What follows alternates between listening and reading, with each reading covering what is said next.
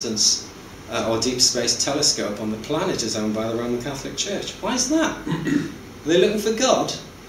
Are they? Why is that? Ask why. That's all it's about. Look at facts and ask why. Because this actually will become very obvious to anybody. It's almost insane to talk about a satanic organisation. Get the word Satan out of your head. I don't know if anyone, again, if you look back throughout history, this character that became called Satan was actually the bringer of light, was referred to. Well, they had to condemn this character. They really have to. And when I say character, I use the word loosely, alright? It's not like it was a person.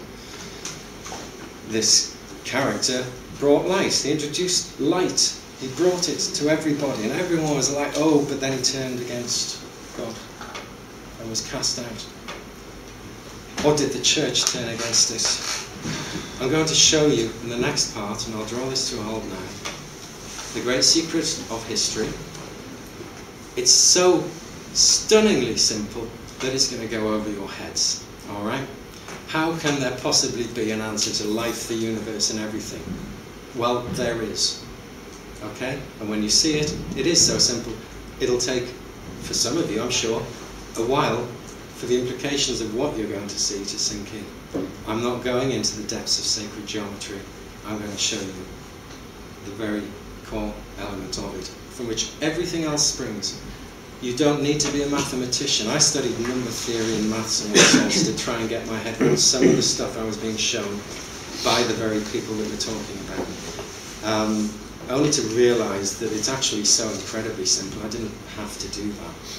However, the number theory research did bring me across the mathematical proof for it as well, which we'll touch on. So, there you go. Sacred geometry in the next half. If we take 15-20 minutes out, then come back, and I'm going to hit you with something that's going to make your jaws drop. Probably in disappointment.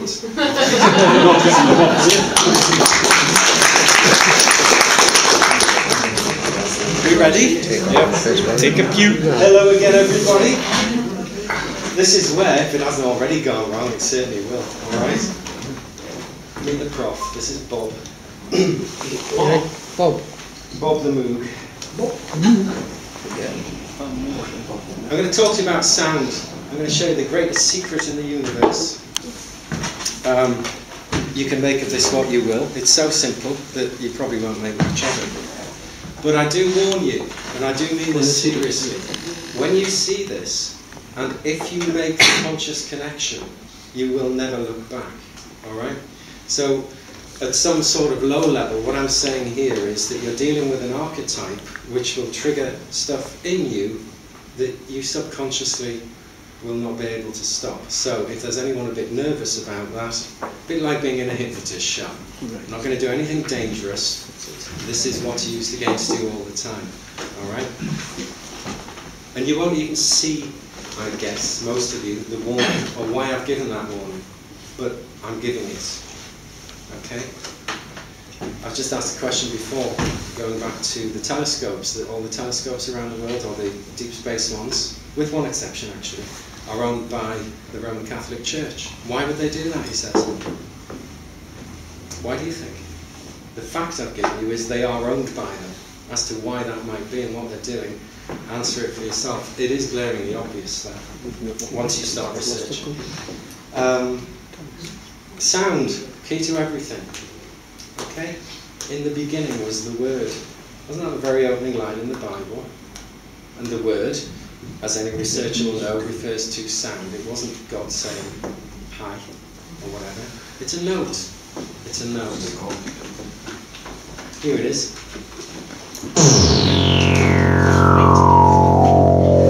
Okay, this note's scaled up by a good number of octaves. If I actually played in the real note, it would potentially kill you.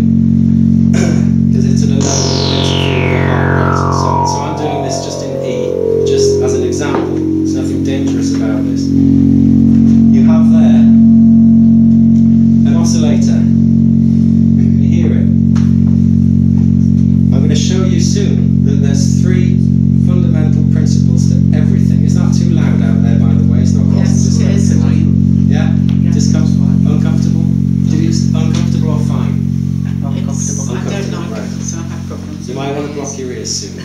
I'll give you one. That's okay for a minute, but you don't read all the time.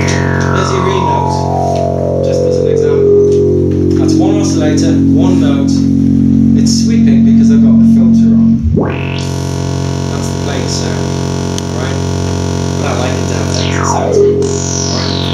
We're going to add another oscillator to it. There's now two notes in there. Can you hear them? Probably not. Because luckily I've tuned it right. It's exactly, it's not actually, but it's close on or thereabouts the same as the other. It's beginning to phase now over time. I'm going to add a third oscillator.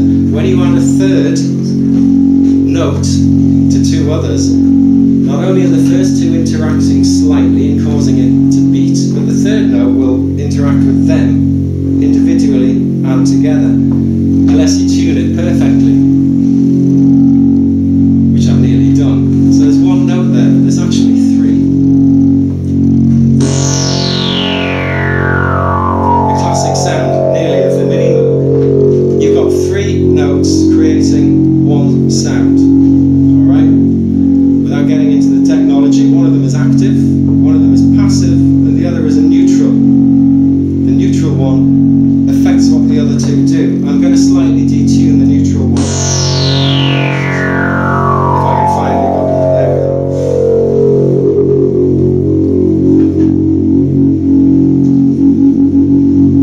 Get a beating now.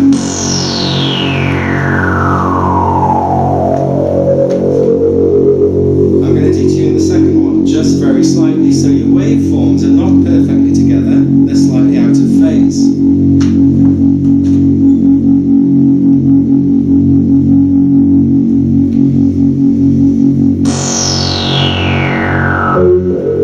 And there you've got three notes, all slightly out of phase, creating a much deeper sound. What you could call alive, it's bringing the note alive. That's the classic sound of the mini moog. Do you hear how all the oscillators work together? They're creating one note, but within that note is beating. I'll take it down to 2. This is where it might get painful if you want to put your fingers in your ears. I'll try not to make it painful. There's your first note on its own. There's your second one.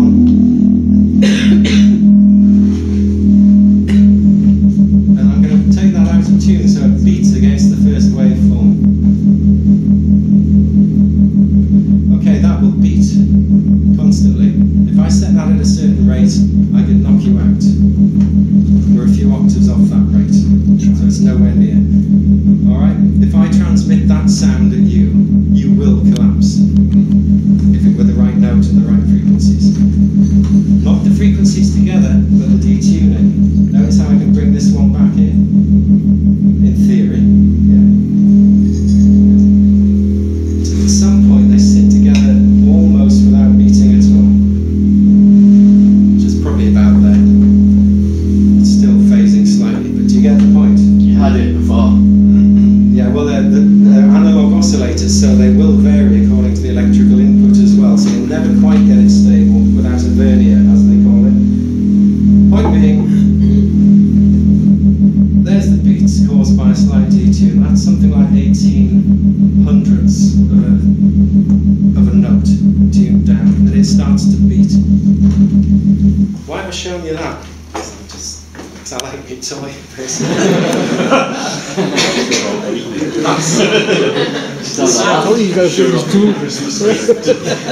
Sound is the key to everything. Sound is what makes you. Sound is what makes all matter. Sound literally is everything. If there's a scientist in the room, tell me I'm wrong. This is the point. If you go out and speak to scientists, they'll tell you straight away. As will theologians, as will anyone. Yes, sound. It's all frequency. That's what we're dealing with here. The frequencies of matter, of light, of energy, of sound. The complete electromagnetic spectrum. Now, science today is beginning to uncover these things. Okay? And you can keep